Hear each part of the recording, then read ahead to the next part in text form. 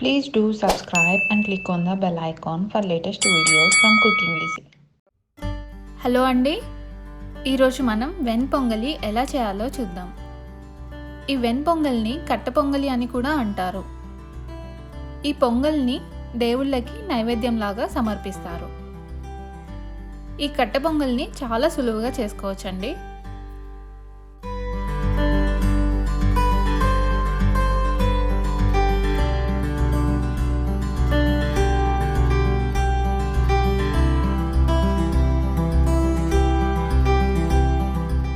ముందుగా ఒక కప్ బియ్యంని నీళ్ళతో శుభ్రంగా కడిగి బియ్యం మునిగే వరకు నీళ్లు పోసుకొని 30 నిమిషాల పాటు నానబెట్టుకోవాలి.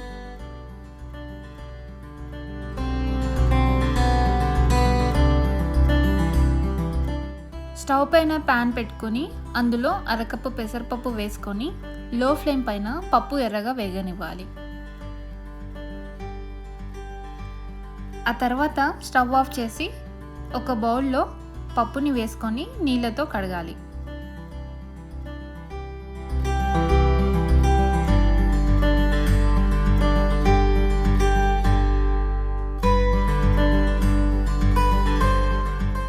ఇప్పుడు స్టవ్ పైన ఒక గిన్నె పెట్టి అందులో 6 కప్పుల నీళ్లు వేసుకోవాలి. ఇందులో మనం నానబెట్టుకున్న 1 కప్ బియ్యం, అలాగే వేయించి కడిగి పెట్టుకున్న పెసరపప్పు వేసుకోవాలి.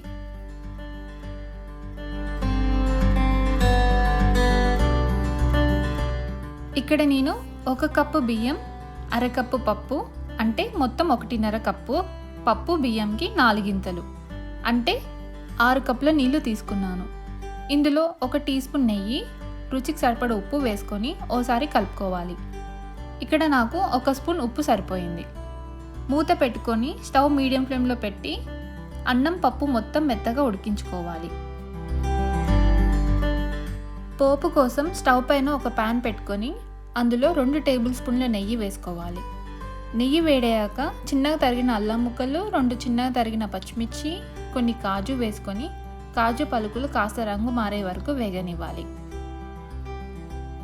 ఇప్పుడు 1/2 టీ స్పూన్ జీలకర్ర, 1/2 టీ స్పూన్ మిరియాలు, కరివేపాకు కూడా వేసుకొని 2 నుంచి 3 నిమిషాల పాటు మీడియం ఫ్లేమ్లో వేగనివ్వాలి.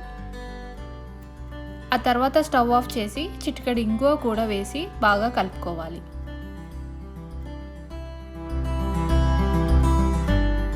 చూసారు కదా, ఇక్కడ మనకి అన్నం పప్పు అంతా బాగా మెత్తగా ఉడికింది.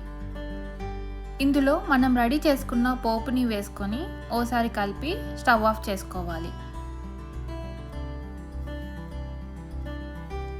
పొంగలి కాస్త జారుగా ఉన్నప్పుడే దించుకోవాలి, లేదంటే చల్లపడ్డాక ముద్దలాగా అయిపోతుంది. చూసారు కదా, వెన్ పొంగలి లేదా కట్టె పొంగలి ఎంత సులువుగా చేసుకోవచ్చో. మరి మీరు కూడా ఈ కట్టె పొంగల్ని మీ ఇంట్లో చేసుకొని ఎలా వచ్చిందో మాకు కామెంట్ సెక్షన్లో తెలియజేయండి. మా ఈ వీడియో మీకు నచ్చితే లైక్ చేయండి, కామెంట్ చేయండి, అలాగే మీకు తెలిసిన వాళ్ళకి షేర్ చేయండి. మరిన్ని రుచికరమైన రెసిపీస్ కోసం మా కుకింగ్ ఈజీ ఛానల్ని సబ్స్క్రైబ్ చేసుకోండి.